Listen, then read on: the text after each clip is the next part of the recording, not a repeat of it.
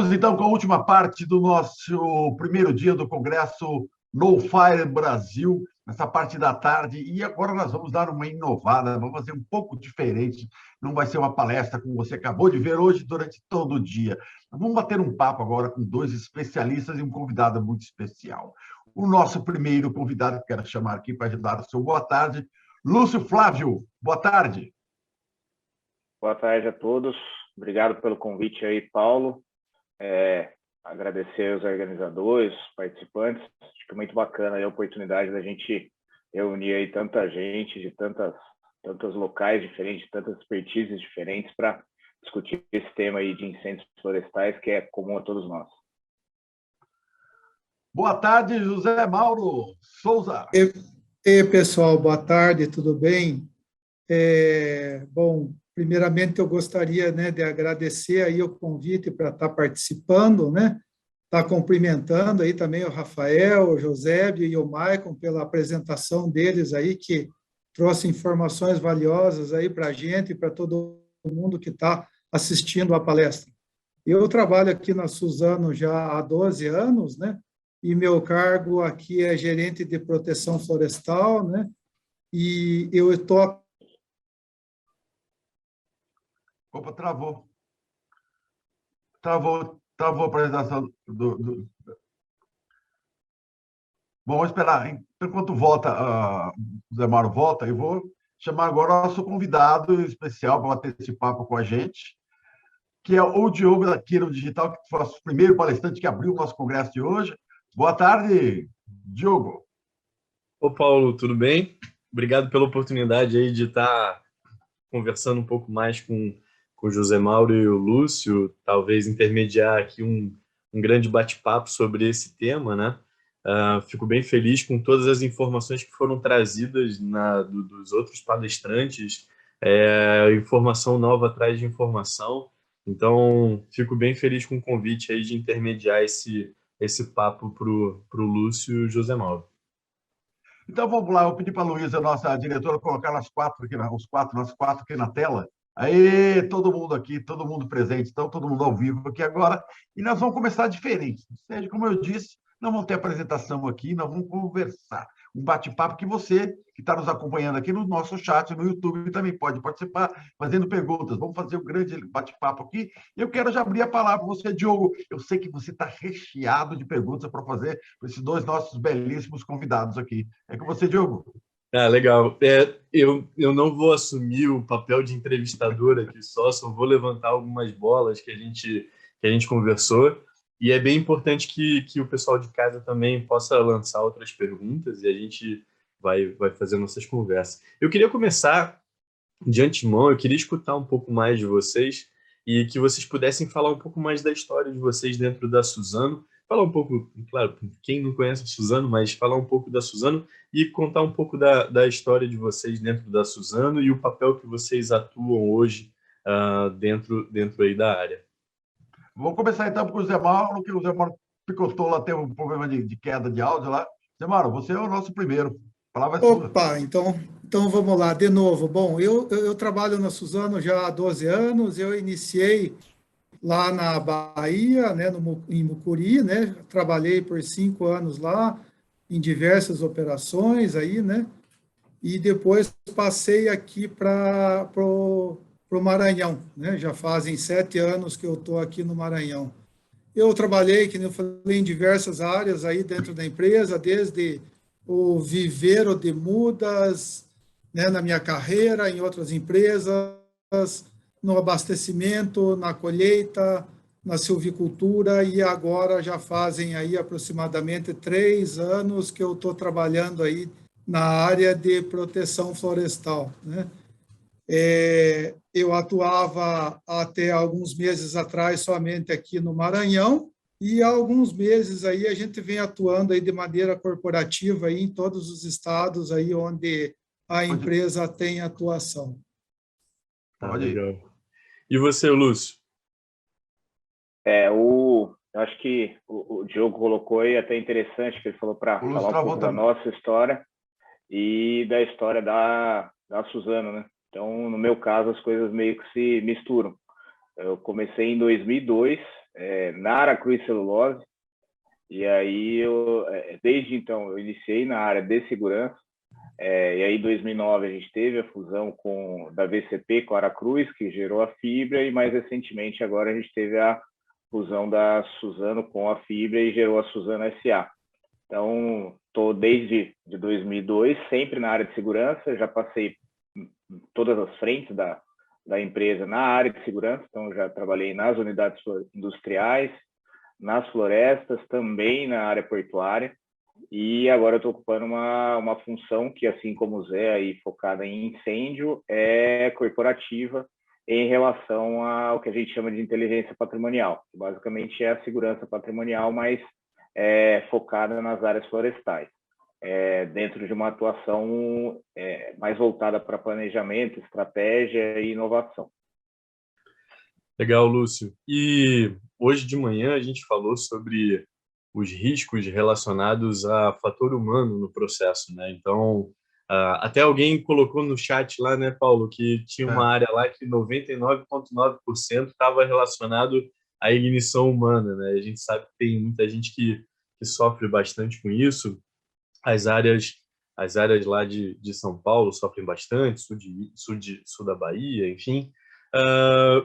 E aí, indo nessa linha da questão antrópica, o fator humano, é muito importante a gente falar sobre as áreas, né, de proteção florestal e segurança patrimonial. Zé Mauro, se você puder falar um pouco o que significa a área de proteção florestal e qual que é o objetivo da área de proteção florestal? Opa, joia, Diogo. Bom, veja bem, né, pessoal, a gente tem aqui aproximadamente não, a gente vai chegar em 123 torres com câmeras, né, 132 veículos e em torno de 800 pessoas trabalhando diretamente aí na área de proteção florestal, né? Então, o que é a nossa função aqui? A gente trabalha no sentido, né, de garantir uma sinergia, né, entre esses estados onde a gente atua e principalmente entre as áreas que atuam nos dando cobertura, que é o social, a colheita, malha viária, silvicultura e demais áreas aí que estão dentro da área florestal e que acabam nos dando essa oportunidade de sinergia, né? Com isso, a gente acaba aí potencializando nossos recursos aí na prevenção e no combate, né? A gente sempre observa aí a capacitação de todo esse pessoal que nos atende. Em algumas áreas a gente tem aí algumas particularidades, como no Maranhão, né? Onde o período crítico de incêndio aí ele fica aí em 6 meses, né? E no restante do ano chove bastante. Então, nesse período de chuvas aí, a gente trabalha aí com 34 pessoas nesse estado, né?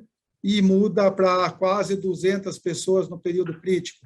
Então, eu trabalho em cima de treinamento e de segurança aí para estar garantindo que esse pessoal volte para casa todos os dias, né? É muito intenso, né? E, claro, a gente também realiza aí as análises críticas das ocorrências, né? Visando aí um planejamento de ações para mitigar essas ocorrências e reduzir também seus impactos aí para a empresa. E já tem pergunta para você aqui, né? O Nelson Sanches, da Equilíbrio Proteção Florestal. Zé Mauro, quais os impactos das questões sociais e sustentabilidade das ocorrências de incêndios florestais? Oi, Nelson, boa tarde, obrigado pela pergunta aqui, né? Impactos sociais você vai ter aí, eu acho que no Brasil inteiro, né? Mas o que a gente tem aí, algumas invasões, alguns problemas aí com incêndio criminoso, a empresa trata todos esses incêndios aí com a área social e as demais áreas para estar tentando aí minimizar esses impactos e reduzir aí o prejuízo para a empresa. Legal, Zé. Ô Lúcio, você que tem uma boa visão aí, até uma visão bem... De vez em quando a gente se liga e você vem com umas ideias muito interessantes e dentro dessa visão diferenciada, como você encara a área de segurança patrimonial e a importância dela para a relação da Suzano que você me diz sobre essa área dentro da Suzano? Olha, Diogo, a nossa área, a função principal dela, claro, é proteger o patrimônio da empresa, mas a atuação ela está relacionada à redução de perdas e isso acaba se tornando um diferencial competitivo para a empresa. Então, a gente costuma dizer que a gente é uma atividade de segurança, mas que é totalmente diferente do que o mercado de segurança privada está acostumado. Então, a gente começa pelo principal, a gente não tem muro cercando o perímetro que a gente tem que proteger. Então, nisso aí a gente entra as questões de dimensões da área. Então, a gente tem uma área que é equivalente a Israel, então é um país, literalmente, só que todo fragmentado. A gente tem diferentes realidades sociais, muitas vezes a gente não tem a presença do poder público nas regiões onde a gente atua, então isso acho que está até um pouco relacionado com essa questão que o Nelson colocou aí, um pouco mais cedo aí. A gente está muito próximo de algumas comunidades carentes, comunidades rurais, e a gente também é diretamente impactado por questões que vão desde os diferentes biomas onde a gente atua. Então, a gente atua hoje na Mata Atlântica, no Cerrado e na Amazônia, condições totalmente diferentes, e também a importância do respeito e da forma de lidar com os costumes de cultura local. Então, muitas vezes, a caça, a pesca é uma cultura daquele local e a gente tem que saber lidar com isso, de forma a mitigar os impactos para as nossas operações, mas sempre tendo esse cuidado aí no relacionamento com os stakeholders. E é claro que, e aí até por isso, a gente acabou não citando, mas eu e o Zé Mauro fazemos parte da mesma estrutura, porque o entendimento da empresa é que o incêndio florestal e a segurança patrimonial estão diretamente ligados, assim como a conservação ambiental. Perfeito, Lúcio. E aí você falou tantas causas antrópicas, aí, fatores humanos, né, até culturais. A gente sabe aí que cada região que vocês atendem tem situações diferentes, né? E muito a gente fala causa antrópica, mas nem todo mundo sabe o que é causa antrópica, né? Zé, se você... quando a gente fala fator humano, facilita, mas quando a gente fala causa antrópica, não é todo mundo que sabe. Ô Zé, se você puder explicar um pouco o que é uma causa antrópica e quais são os principais problemas que estão relacionados a essas causas. Opa, joia, vamos lá, Diogo e demais, né? As causas antrópicas são aquelas ações que são causadas aí por influência do ser humano, né? Elas acabam por gerar ou contribuir aí com alguma ocorrência. Os principais problemas aí a gente pode destacar aí uma bituca de cigarro, né, que é jogada aí pela vidraça do carro, uma fogueira que alguém passa dentro de uma área e acaba acendendo e depois não apaga, né? E em algumas situações a gente tem aquela cultura do pessoal de estar fazendo a limpeza da área para pequenas plantações, se utilizando do fogo. E aí essa pessoa acaba colocando fogo, não toma todos os cuidados, né? E esse fogo acaba se alastrando, comprometendo muitas vezes a área dele, né? E as áreas aí dos entornos, né? Então, são as causas aí que são causadas aí por influência do ser humano, né? Nem sempre é uma negligência, às vezes é até uma falta de conhecimento, como eu falei aí no caso dessa limpeza de vegetação, né? E a Suzano atua principalmente aí nesses casos aí de limpeza de vegetação, de vizinhos, né? Orientando esse pessoal e se predispondo a colaborar e a contribuir aí, né, com a melhor maneira de estar fazendo isso, o melhor horário, e caso ele venha a ter a perda do controle dessa limpeza dele, a gente se prontifica a estar ajudando aí no combate. Legal, Zé. E, Paulo, por favor. Tem uma pergunta aqui do João Carlos Lopes. Tendo em vista as florestas plantadas, os colegas têm uma certa interação com o pessoal da Austrália e Serviço Florestal Americano para troca de informações? Existe isso? Olha, eu não entendi a pergunta, deu uma falhada aqui, Paulo. Eu não sei se o Lúcio entendeu. Vamos lá, eu vou repetir. Tendo em vista as florestas plantadas, os colegas têm uma certa interação com a Austrália e o Serviço Florestal Americano para troca de informações? Não, Paulo, atualmente a gente não tem esse tipo de troca de informação. Não, legal. E aí, deixa eu perguntar para você, Lúcio, qual que seria a influência dessas ocorrências na questão de ignição? A gente já conversou algumas vezes sobre isso, né? E cada local tem fatores que fazem a ignição de incêndio, porque quando você faz todo o planejamento de prevenção e planejamento de combate, tem muitos fatores que você consegue analisar, como fatores climáticos, fatores de acero, tem muitos fatores que estão na mão da própria empresa, né? Agora, o fator de ignição, ele, em quase a totalidade das vezes, é um fator quase aleatório, vamos dizer assim, por mais que tenha algumas premissas, né? Qual que é a influência desse fator de ignição e dessa aleatoriedade de ignição dentro da tua área de ocorrência patrimonial? Bem, Diego, boa pergunta. O que acontece é o seguinte, embora seja aleatório, mas existe uma lógica. Então, aí está até o porquê da interação entre a área de proteção florestal e a inteligência patrimonial. Então, a gente costuma dizer que, e aí acho que é ponto pacífico para todos aí, que uma parcela muito pequena das ocorrências tem origem por causas naturais. Seja um raio, seja um vidro que está lá e acaba refletindo ali uma luz e gerando um calor e gerando um foco, como o José disse mais cedo.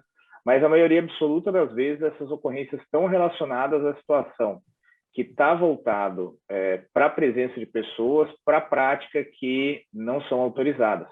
Então, pesca, como a gente já falou, acampamento, trilhas, e aí entra até uma parte um pouco mais voltada para crimes, que seria furtos de madeira, seja nativa ou do próprio eucalipto, descarte de lixo irregular, que é o crime de poluição, e aí isso desencadeia uma situação que quem mora mais próximo daqueles locais ali acaba incendiando o lixo, porque isso gera mau cheiro, presença de insetos, animais. Então, no nosso caso, a gente usa, inclusive, as ocorrências patrimoniais, o histórico das ocorrências patrimoniais, como componente da análise crítica para a prevenção de incêndios. Então, a gente também considera esse fator, na verdade, é um dos fatores principais. Isso aí até a gente vem estudando isso juntos, vamos dizer assim, né? Que tem situações, tem regiões em que os fatores não patrimoniais interferem em praticamente nada, e tem outros que os fatores patrimoniais interferem muito, e aí algumas vezes a gente vê até uma correlação que chega a ser fora do normal. Muitas vezes a ocorrência patrimonial acaba gerando incêndio numa condição climática que não seria comum de ter um incêndio.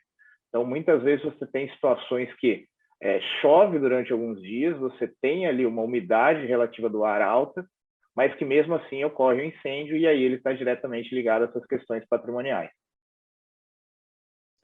Legal, Lúcio. E é super importante estudar essas periodicidades, estudar esse comportamento humano para vocês terem isso bem pacificado, né?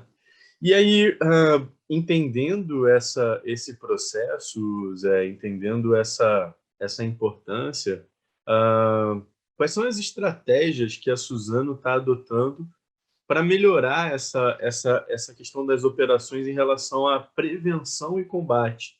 Então, o que vocês estão olhando em direção ao futuro para melhorar essa prevenção e combate a incêndios? Opa, joia, Diogo.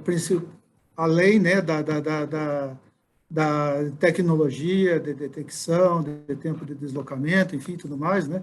A gente trabalha pesado em cima de capacitação das equipes, como eu já comentei lá no começo, principalmente em função das diferentes áreas aí, estados que a gente atua, né? A gente tem alguns programas educativos que a gente faz junto com as comunidades, vizinhos e escolas, né, que se chama Floresta Viva, onde a gente visita esse pessoal, deixa o nosso telefone de contato, fala da importância aí, né, da prevenção e do combate na hora certa de incêndios e dos cuidados que tem que ser tomados, né? Então, eu acho que esse é um trabalho que traz um grande resultado cada ano mais aí, né, para os números que a gente vem atingindo aí com relação a incêndios. E claro, fora isso, a gente tem aí parcerias aí com órgãos públicos, Corpo de Bombeiro, Polícia Militar, Polícia Florestal e outros, né? E também com empresas privadas aí que trabalham no mesmo sentido aí que a gente, né? Nos diversos municípios e estados onde a gente está atuando. Temos um programa bem robusto de aceros, né? Temos um regime de plantão todos os finais de semana e feriado, um programa de distribuição dessas equipes aí, onde você está tendo uma probabilidade maior de ocorrências, né? Temos aí, periodicamente, uma adequação de nossos equipamentos aí de combate, né? Que são os caminhões-pipas, brigadas, sopradores e equipamentos diversos, né? E eu destaco também essa sinergia que a gente tem com as outras áreas da florestal. Não é só a área de proteção florestal que atua no combate. Todas as outras áreas da empresa atuam na prevenção e principalmente no combate a incêndio. Isso potencializa nossos recursos e traz ganhos incríveis. E outra aí ação, né, que a gente tem que estar sempre alinhado aí com o que o Lúcio falou na resposta dele anterior aí, né? O que as ações de inteligência patrimonial podem estar afetando aí, né, com relação a algum incêndio na área. Então, a gente está sempre alinhado com eles, com todas as ações que eles vão estar fazendo aí, né, para que a gente não tenha nenhuma surpresa aí com algum incêndio aí fora de hora ou num momento indesejado. Ô, Paulo, deixa eu te falar. Antes de eu fazer a próxima pergunta, eu vi que a turma fez umas perguntas bem complexas ali no chat. Quer mandar ali para o pessoal? Eu vou até fazer uma anterior aqui. Está falando o Mike explicando agora que lá no Rio Grande do Sul é diferente, né? O período de estiagem é diferente do Mato Grosso do Sul. Aí eu pergunto para você que está aí no Maranhão, Zé Mauro, aí a diferença, qual é a realidade daí em relação ao Mato Grosso do Sul, aqui onde nós estamos, em relação ao sul da Bahia, lá onde vocês estão, ali nas outras regiões, aí tem um pouco de Mata Atlântica. Como é que muda? Como é que vocês trabalham com todos esses biomas, com todas essas diferenças regionais? Então, Paulo, a gente tem, né, toda essa diferença de região e de período, né? Aqui no Maranhão, o período crítico começa agora e vai até novembro, mas começa agora em junho e vai até final de novembro, dependendo do ano, entra até em dezembro, que é muito parecido aí com o que o pessoal comentou aí nas palestras anteriores aí com o Mato Grosso do Sul, né? Na Bahia, a gente está passando no início do ano, bem diferente daqui, né? Que vai aí até junho, mais ou menos, onde a gente tem uma demanda maior aí, né? Por incêndios, né?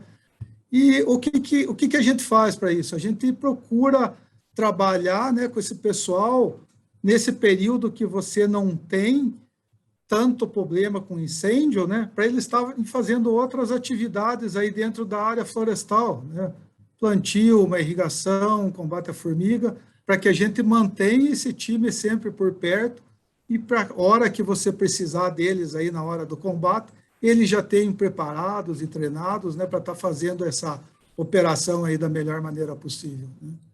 A Bahia, praticamente, Bahia e Espírito Santo, a gente mantém nossa equipe praticamente o ano todo, né, na operação.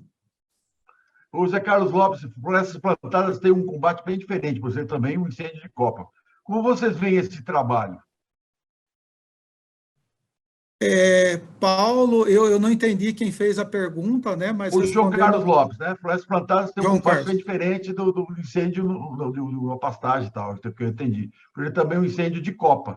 Como vocês veem esse trabalho? No meu caso, né, eu já tive problema com incêndio de copa, principalmente quando eu trabalhei aí no sul, em áreas de plantação de pinos.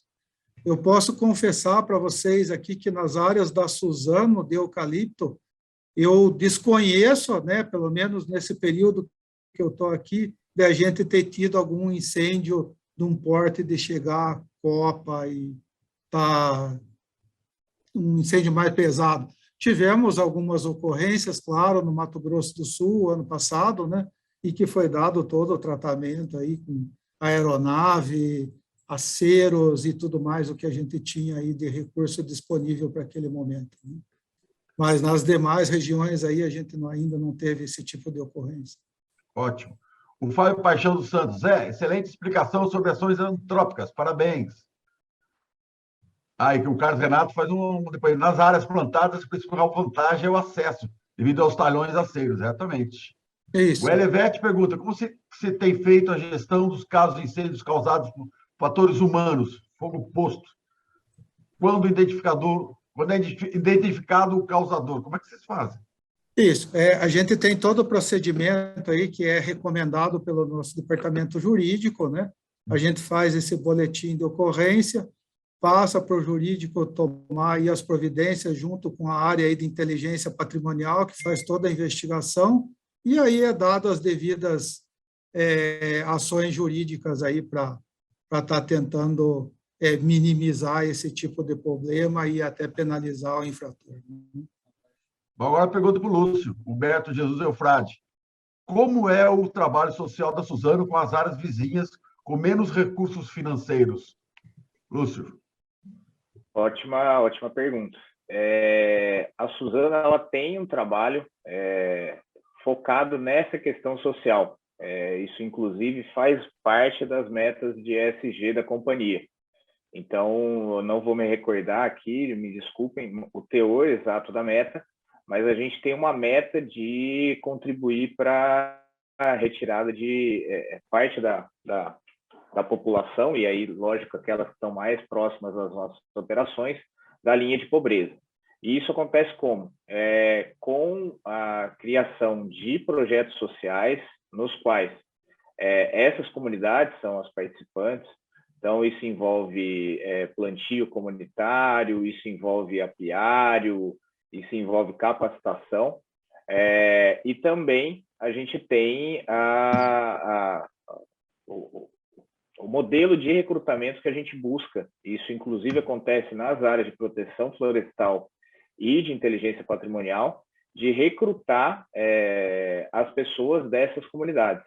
Então, a gente, ao mesmo tempo que a gente reforça o nosso quadro, a gente consegue ter multiplicadores dessa conscientização em relação às ações preventivas dentro das comunidades e também automaticamente auxilia com que essas comunidades elas tenham ali um giro dentro ali da comunidade ali de renda.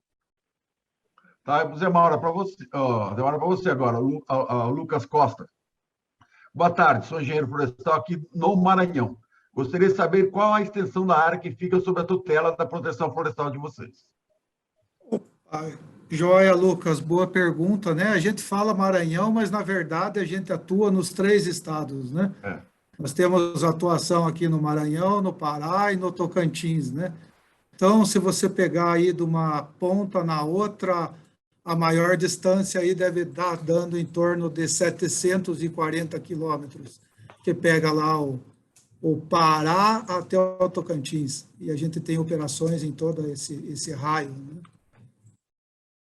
E agora hoje a gente tem aí em torno de 93% de cobertura dessas áreas aí onde a gente atua, né, por câmeras. Bom, parabéns. Diogo. Vou fazer uma pergunta para o Lúcio. Ô, Lúcio, a gente sabe que na questão tecnologias,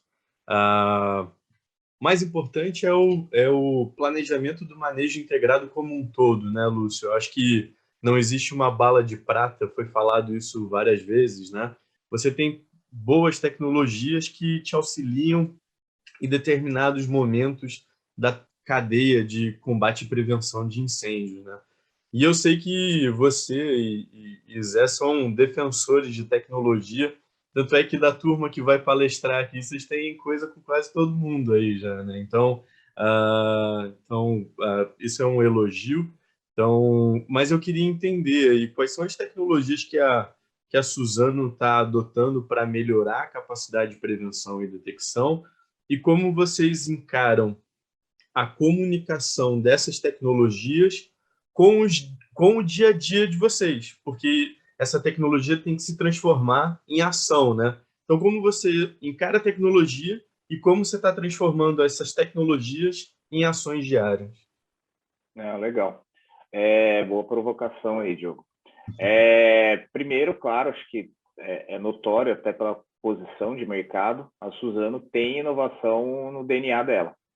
Então, entrando nessa linha aí dos incêndios florestais, a nossa atuação ela é direcionada para, a partir da ignição inicial do incêndio, a gente detectar e iniciar o combate no menor tempo possível, o que vai permitir a gente mitigar a área atingida por aquela ocorrência.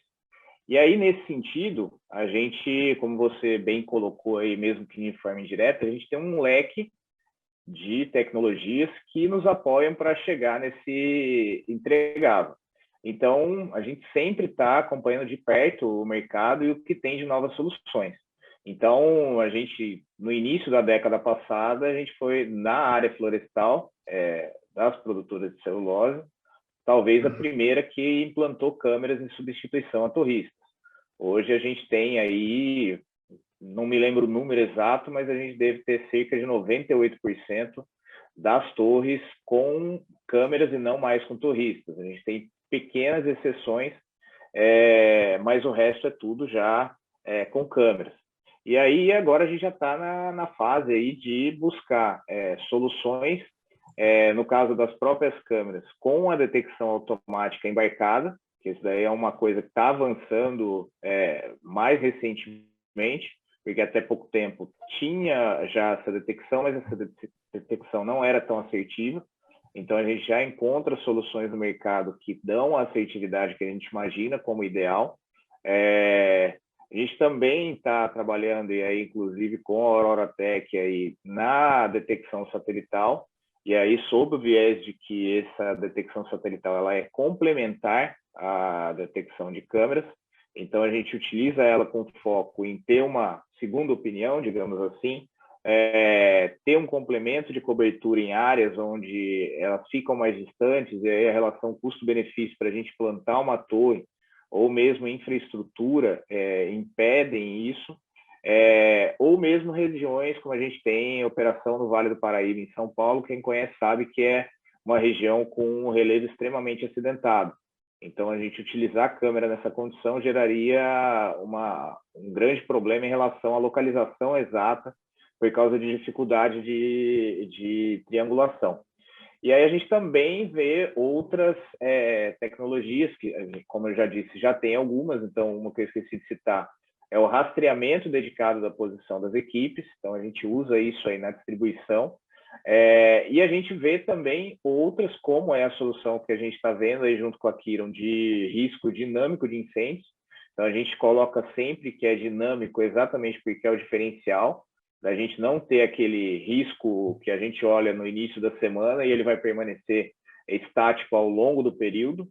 A ideia é que ele vá se adequando às mudanças de cenário, e com isso a gente consiga direcionar as nossas operações, e aí remetendo à nossa diretriz inicial, se a gente souber aonde tem o maior potencial de iniciar o incêndio, aquela equipe vai estar mais próxima para combater mais cedo, o foco da central de monitoramento vai estar naquela região para detectar antes, e aí a gente consegue reduzir a área atingida em cada ocorrência. E aí, além disso, mais algumas outras ações que a gente já está mapeando também, é a questão por exemplo, do uso de drones e vantes autônomos para confirmar e acompanhar as ocorrências. Então, a ideia é, a partir de uma ocorrência iniciada, a gente ter esse apoio aéreo para a equipe da gestão conseguir direcionar os recursos, direcionar as equipes, e aí sempre também remetendo com a fala do Zé aí, a gente usar isso para preservar a salvaguarda das nossas equipes, que é o bem fundamental da empresa aí. Olha como é interessante fazer evento ao vivo. O João Carlos Lopes mandou um recado aqui. Estou com uma ocorrência em andamento. Peço permissão para me retirar por hoje. Amanhã eu volto normalmente. Ou seja, já foi alguma ocorrência de incêndio, tá vendo? É assim, ó, o pessoal que trabalha, de repente, tem que largar tudo para combater lá, para correr, para minimizar aquele incêndio lá. E vou aproveitar aqui a pergunta do Gerson dos Santos Lisboa. Quando a empresa vai recrutar novos colaboradores, engenheiros e técnicos, esses têm atendido às expectativas? Porque ele pergunta assim, o que precisa mudar nas grades dos cursos das instituições de ensino, ele é professor da UFFG, para poder trabalhar numa questão tão importante que é combater e minimizar incêndios? Olha, aí até remeter um pouco a essa minha última resposta, eu acho que, e aí é lógico, é um desafio dos novos tempos, que é a gente trabalhar com a adequação do ensino à nossa realidade. Então, eu mesmo, há pouco tempo, tive a oportunidade de fazer uma capacitação voltada para incêndios florestais, e a gente vê que, por exemplo, essa parte de detecção que a gente está explorando bastante aqui, ela ainda remete a funcionalidades mais antigas. Então, pouco se vê falar, por exemplo, em relação a câmeras, mas se fala bastante em relação a torristas. Satélites, são citados satélites mais antigos, que não têm um potencial de detecção tão grande como os que tem hoje aí, e até mesmo as nanotecnologias que já estão sendo exploradas pela Auroratec, por exemplo. Então, acho que o principal desafio aí não só na nossa área, mas como na sociedade como um todo, é o ensino acompanhar a evolução da sociedade para retratar isso na formação dos novos profissionais aí do mercado. Até fico perguntando assim, como é que faz o treinamento? Você treina a pessoa aqui, daqui a pouco vem uma nova tecnologia, você precisa treinar todo mundo, porque o cara tem que ser mais especialista em TI, às vezes, do que ser o engenheiro florestal na hora de atuar, né? Não fica assim? Sim, sim, perfeito. Isso daí, olhando para dentro da operação da Suzano, a gente trabalha não só com capacitação, mas a gente trabalha muito forte com reciclagem. Então, como o Zé colocou aí, anualmente a gente faz o treinamento das equipes, lógico, tem uma rotatividade ali, e aí isso é natural, mas mesmo as equipes, pessoas que já estão com a gente há muitos e muitos anos, elas passam por essas reciclagens para a gente garantir que elas vão estar atualizadas em relação à estratégia da empresa e também as inovações que a gente vem trazendo. O Moacir Medrado aqui está perguntando, meu amigo Moacir Medrado, chefe-geral da Embrapa Floresta, existe diferença entre índice de risco de incêndio em função das regiões? Amazônia e semiárido, por exemplo, como vocês definem os índices? Zé? Sim, existe diferença, sim, né? O risco aqui, que nem a gente falou, tem diversas sazonalidades, né? De período de risco, como que eles são definidos de acordo aí com acompanhamentos que a gente tem aí já no histórico das regiões, né? E a gente acaba definindo aí nossas equipes de acordo com esse histórico e com a necessidade de cada região para ter aí um melhor acompanhamento e um melhor combate e controle em caso de ocorrências. Diogo? Boa. Fala, Paulo, desculpa. A pergunta é sua. Então boa. Ô Zé, na tua visão, quais são as principais... A gente escutou o Coronel Barroso aqui, o Coronel tem uma experiência gigantesca na estruturação de manejo integrado de fogo, principalmente para a área pública, né, para grandes áreas do Pantanal. Enfim, conhecer o Coronel Barroso é uma experiência à parte, a palestra dele foi sensacional. Mas a gente vem conversando muito com outros comandos de batalhões do Mato Grosso do Sul, do Mato Grosso. Cada setor público tem a sua diferença, né, as suas particularidades. Falei outro dia com o pessoal do Pará, tem uma cidade no Pará que é do tamanho de Santa Catarina. Como é que você aloca recurso numa cidade que é maior que o estado, né?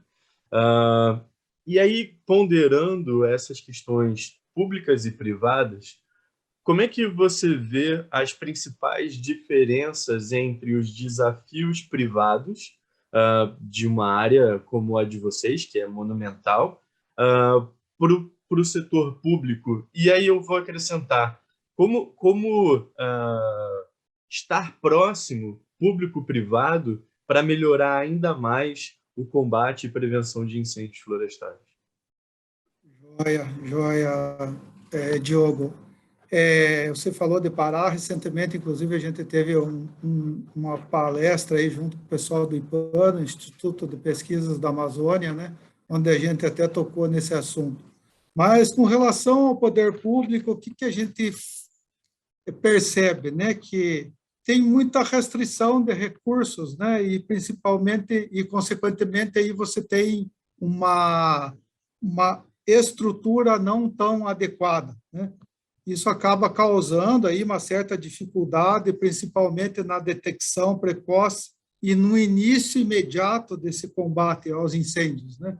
Que acaba aí propagando e causando aí uns danos de grandes proporções, né? Já nas empresas privadas, né, principalmente essas do setor florestal, né, você tem recursos direcionados para isso, né, estrutura direcionada para isso, como a gente comentou aí, todas as palestras aí, né, e com isso você acaba aí tendo aí um tempo de detecção aí bem reduzido, um tempo de acionamento bom e, consequentemente, aí um combate bem feito, né? E com isso você acaba tá aí reduzindo aí as perdas e os impactos aí de uma ocorrência. Então, basicamente, eu acho que são a alocação de recursos e a disponibilidade de recursos. A diferença aí entre o setor público e privado. Legal, Zé. Eu vou só enganchar uma pergunta nisso, não estava nem pensando nisso, mas eu queria, porque eu tenho curiosidade, vou perguntar para o Lúcio. Lúcio, uma vez você comentou que vocês têm áreas plantadas quase de São Paulo ao Rio de Janeiro, né? Então, enfim, tem situações bem expandidas. E o Maicon também estava falando que tem áreas plantadas a 600 quilômetros da fábrica, né? Como é que vocês lidam com essa dispersão de áreas na questão de alocação de equipe e toda essa questão de planejamento, se o Lúcio e o Zé puderem responder para essa otimização? Eu puxei essa pergunta agora porque eu acho que encaixa bem nessa colocação do Zé. Não, eu vou iniciar aqui, depois eu vou passar a bola para o Zé, porque eu acho que em questão de distâncias aí, de raio de operação, acho que o Maranhão é o que tem maior distância. Mas pegando o exemplo que você falou aí, a gente literalmente tem áreas que vão de São Paulo até o Rio de Janeiro, porque olhando ali o eixo da Dutra, ali entre a Serra da Mantiqueira e a Serra do Mar, a nossa fazenda, olhando o mapa, mais à esquerda fica Mogi Guaçu, e a mais à direita fica já próximo de Resende, Itatiaia, já estado do Rio de Janeiro. E ainda com componente que nessa mesma unidade a gente tem áreas em Minas, região ali de Cruzilha, então uma área de uma abrangência muito grande.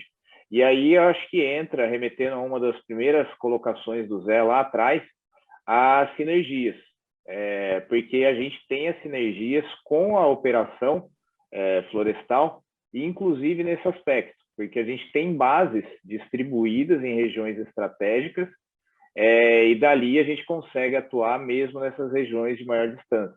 Então, vou até passar a bola para o Zé aí, porque se parece que essa distância que eu citei de São Paulo é grande, o Zé tem exemplo com certeza maior ainda. Diga aí, Zé. Opa, joia, vamos lá, claro, aqui, né, que nem eu citei, não é Maranhão, Pará e Tocantins, então a gente tem uma distância de aproximadamente 740 quilômetros, né? Como que a gente consegue aí minimizar esses impactos aí dentro dessa distância, né? É o que o Lúcio falou e eu comentei, né?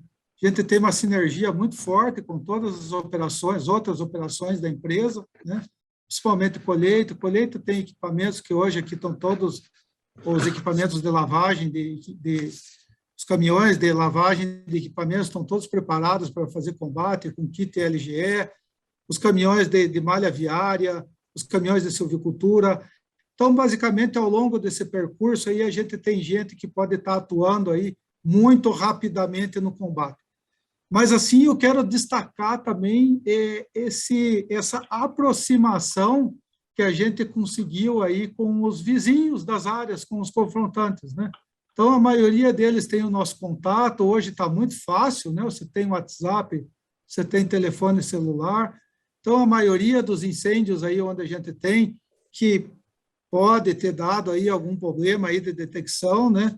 Ou que a própria câmera detectou, mas alguém, um vizinho, alguma pessoa acaba nos ligando e avisando que está tendo essa ocorrência. Então, eu acho que isso é um trabalho aí bacana que foi feito aí ao longo do ano e que está trazendo aí grandes resultados. Essa proximidade aí, né, com esses vizinhos, a gente sabe o que cada um tem de recurso. E também, claro, aqui na região, nesses 740 quilômetros, a gente tem várias empresas aí que trabalham com Gusa, tem empresas madeireiras, tem a Vale, tem a VLI, e que a gente acaba tendo uma parceria com eles e está se utilizando até de recursos deles e eles se utilizando de recursos nossos aí, né? Principalmente na prevenção e no combate. Aqui no Mato Grosso do Sul, depoimento, o pessoal dos grupos de WhatsApp que funcionam muito, né? Eu participo de um, que toda hora um fala para o outro, que corre até o ponto, liga, já sabe onde é a fazenda, porque ele conhece a fazenda, já sabe quem é o vizinho, já pede auxílio, já pede direcionado para Ramírez, para Suzano, para Quilombo, ou qual a empresa que estiver mais perto. Eu sei que isso tem ajudado demais e minimizado grandes incêndios aqui no Mato Grosso do Sul, tudo pelo WhatsApp. Então, o WhatsApp está funcionando muito. E olha que celular não pega em qualquer lugar no Mato Grosso do Sul, imagina aí no norte do país, assim, não tem toda essa capacidade. Mesmo assim, ajuda muito. Imagina que tiver no 5G, telefone de satélite e tudo mais. Ou seja, a tecnologia cada vez mais ajudando, colaborando com a gente, né? Isso, e como o Lúcio comentou aí, eu também já havia comentado, né? A cobertura nossa, média aí das torres aí é muito boa. Trazendo aqui para o Maranhão, que está sendo o assunto agora, é 93% das áreas. Então, são poucas as fazendas onde a gente não tem essa cobertura, e nessas fazendas aí é que a gente precisa de um apoio especial aí dos vizinhos e das empresas locais aí que estão mais próximas, né? O Velho Uso pergunta aqui, qual o índice de porcentagem entre focos de incêndio nas áreas referidas? Até aproveito e complemento, assim, como é que era antes e como é que era hoje com essas novas tecnologias? Diminuiu quanto? O ano de 2021 ele foi muito bom para a gente, né? Principalmente aqui no Maranhão, foi o melhor ano desde a implantação do nosso sistema aí, né? E isso a gente atribui aí, né? Claro, teve aí uma participação do clima, né? Mas a gente se antecipou aí a várias operações, incrementou vários treinamentos, preparou melhor o pessoal, né? Sinergias e tudo mais. Então, isso acabou ajudando bastante aí, né, nos resultados. Esse ano, é claro, a gente ainda não entrou no período crítico, mas se você for comparar 2021 com 2022, esses primeiros 5 meses, a gente está em torno aí de 30% a menos de focos e área queimada atingida, né, do que 2021. É claro que nem eu falei, né, Bahia praticamente o ano todo, Mato Grosso do Sul, e aqui ainda está para chegar o período crítico, né, que culmina aí em agosto, setembro e outubro, né? Então a guarda tem que se manter alta, independente do resultado que a gente vem conseguindo aí nesses primeiros meses do ano. Como diz o Rogério Cavalcante, o CEO da 1,5 grau, assim, o primeiro foco de incêndio a gente apaga com o pé. Ou seja, é mais fácil. Você detectando, você chegando rápido, você evita grandes incêndios que depois fica difícil de combater. Ou seja, se você tiver câmera, monitoramento satélite e tudo mais, você minimiza todos esses incêndios e fica mais fácil apagar com o pé. Não fica? E principalmente as suas equipes bem distribuídas, né, Paulo? Para estar chegando rápido aí, estar fazendo esse combate aí com o pé, né? Paulo, aproveitando Fala. tua fala e do Zé também, e aí eu vou fazer uma pergunta para o Lúcio. quais são se a gente tivesse o cenário ideal, vamos dizer que a gente está avançando cada vez melhor e criando cada vez um cenário melhor, com tecnologia, melhores processos e interlocução entre essas duas frentes em ações em campo com as equipes o mais próximo possível, como o Zé falou. Quais são as perspectivas da Suzano para os próximos anos? E conta um pouco de algumas metas individuais tuas. Eu sei que você tem várias possibilidades aí de novas frentes de tecnologia, mas eu queria entender quais são as perspectivas da Suzano como cenário ideal para os próximos anos. Olha, Diogo, vou te responder aí misturando a meta individual com as aspirações da empresa, porque isso aí eu acho que é algo que todos nós das áreas aí, seja a do Zé, seja a nossa, seja que na verdade as nossas áreas são a mesma, né? Mas outras áreas da companhia, como eu já falei, até pelo porte da empresa, a nossa aspiração e aí entrando nesse mérito de proteção florestal. Lúcio, repete o que você está falando, que travou um pouco.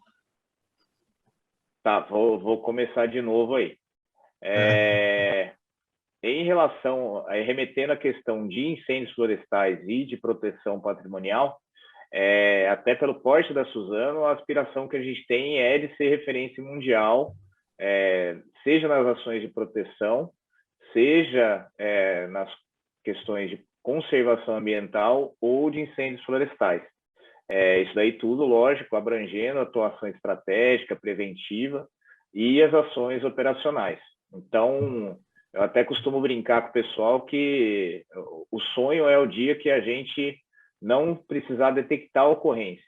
A gente prevê que ela vai acontecer e está lá a hora que ela acontecer. Então, eu acho que, até olhando para trás, aí, eu acho que a sociedade está muito nesse caminho, a evolução está exponencial.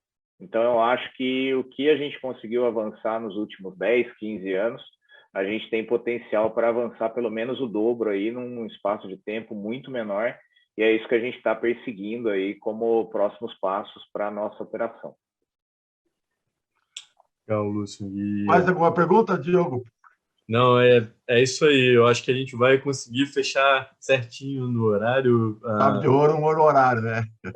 Aí queria só pedir para o Zé, talvez o Lúcio também, fazer algumas considerações finais. Acho que esse é o caminho, né, Paulo? Exatamente. Primeiro, vou começar aqui. Você, Mauro? Pode ser eu mesmo. Então, vamos lá, né, pessoal? Primeiro, já agradecer aí a oportunidade, mais uma vez, né? Falar para vocês que a Suzano está aberta a visitações, a gente tem aí oportunidade de visita em vários estados, né? E que todos seriam bem-vindos aí, para que a gente possa estar mostrando nossa operação aí, né? Como ela realmente acontece no dia a dia. E como comentário aqui, né, que ao longo, né, desses últimos anos, né, a Suzano ela tem investido muito forte nas ações voltadas para a prevenção e conservação das nossas florestas, né? E isso está totalmente alinhado com o nosso propósito, que é renovar a vida a partir da árvore. E tudo isso considerando, né, o bem-estar e a segurança de todas as equipes envolvidas no processo, né? E fazendo assim com que todos tenham orgulho dessa atividade, dessa função que eles realizam, que é a prevenção e o combate aí aos incêndios, né? Que isso vai garantir aí uma preservação do meio ambiente, do nosso planeta e garantir um futuro melhor para as próximas gerações. Acho que era isso, pessoal. Obrigado aí mais uma vez pela oportunidade. Lúcio, não sei se tem alguma consideração. Não, acho que você fechou com chave de ouro aí, Zé. Só me resta te parabenizar aí.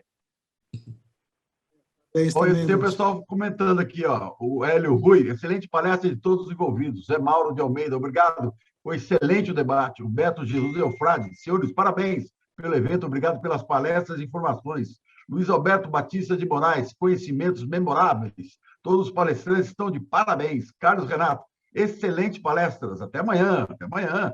Valéria Fernandes Ferreira, parabéns. Anderson Constantini, Foi um dia de grande aprendizado. Parabenizo todos os palestrantes e a equipe organizadora do evento. Até amanhã, Diana, excelente. E as suas considerações finais também, Diogo. Eu queria agradecer o convite para intermediar um papo aí com o Zé e com o Lúcio. São dois caras com experiência monumental, liderando aí essa questão de segurança patrimonial e ocorrências patrimoniais na Suzano, que é uma das maiores empresas do Brasil e está líder de vanguarda tecnológica, vamos dizer assim. Então, obrigado pelo convite, Paulo, e parabéns de novo pelo evento, né, cara? Eu acho que trazer um assunto dessa importância com tanta gente de peso aí, não é para qualquer um, não é fácil fazer isso, então parabéns por sempre estar juntando a galera para trazer o que tem de mais novo de inovação para o segmento florestal. É o que eu sempre digo, a informação é a moeda mais valiosa dos dias de hoje, né? Você ganha informação, você vai poder combater incêndio mais fácil, você vai poder atuar mais facilmente, você vai poder trabalhar naquela empresa mais facilmente, você vai poder ajudar os outros mais facilmente, você vai minimizar custos mais facilmente, ou seja, a informação hoje é a moeda mais valiosa que tem. Eu espero que todos que tenham assistido o nosso evento hoje tenham aprendido um pouco mais e estão aí os nossos palestrantes todos à disposição de vocês para que vocês conversem com eles ao longo do tempo e avisando que daqui a pouquinho, daqui uma hora mais ou menos, aparece toda a gravação de hoje, vai estar disponível aqui no YouTube do Mais Floresta e futuramente nós vamos estar também disponibilizando cada uma das palestras individualmente no site do Congresso No Fire Brasil, para que você assista individualmente, tá? E vocês, palestrantes, possam divulgar isso para os seus parceiros também. E aí o pessoal continua parabenizando aqui. RWM Empreendimentos, time Suzano, sensacional, lá do Piauí, o UNF do Piauí. Daniel Santos, excelente. Gerson Santos Lisboa, parabéns ao quarteto. Até amanhã. RWM, mais uma vez. Só é bom para mim. Se for bom para todo mundo, parabéns pelo evento. O Moacir Medrado, parabéns a todos, meu grande amigo Moacir Medrado. Então, assim, parabéns aqui não vai acabar nunca, se a gente não terminar esse evento. Muito obrigado a todos vocês. Obrigado, Zé Mauro. Obrigado, Lúcio. Obrigado, Diogo. Eu vou pedir para a nossa diretora, Luísa, rodar a vinheta do nosso encerramento e também o vídeo do nosso patrocinador master, a GMG Ambiental. Obrigado a todos e até amanhã cedo demais. Só para lembrar, gente, antes que eu me esqueça, amanhã começamos às 8 horas da manhã com a palestra da Emi Arikawa, diretora-geral da 1,5 Grau, Pantera, plataforma integrada para gestões de incêndios florestais. Depois, às 8h45, o Erwin Hugo Hessel Filho, professor da Universidade Regional de Blumenau, tecnologia aplicada na perícia de incêndios florestais. Às 9h30, Erivaldo Carneiro Silva, consultor técnico comercial da Guarani, equipamentos de pronta resposta para combate a incêndios florestais, novos produtos e novas tecnologias. Às 10h15, a Mariana Stang, gerente de desenvolvimento de negócios da Aurora Tech, vai falar diretamente lá da Alemanha sobre detecção precoce e monitoramento de incêndios florestais via satélite. Ou seja, tem muito assunto bom para amanhã cedo. Espero todos vocês. Tchau, muito obrigado. Luísa, roda a nossa vinheta. Tchau. Você já parou para pensar no quanto os incêndios têm aumentado nos últimos anos? Altas temperaturas, chuvas escassas em determinadas regiões, mudanças climáticas constantes. Todos esses aspectos fazem com que a ocorrência de incêndios continue crescendo. Segundo dados de monitoramento, nos últimos 5 anos, os números seguiram aumentando. Por isso, é importante que sua propriedade conte com serviços da GMG Ambiental. Assim, seus colaboradores ficam mais tranquilos e a sua produção cresce com muito mais segurança. Conte com relatórios diários e sinais de alerta em dias perigosos. GMG Ambiental é segurança e rentabilidade garantidas.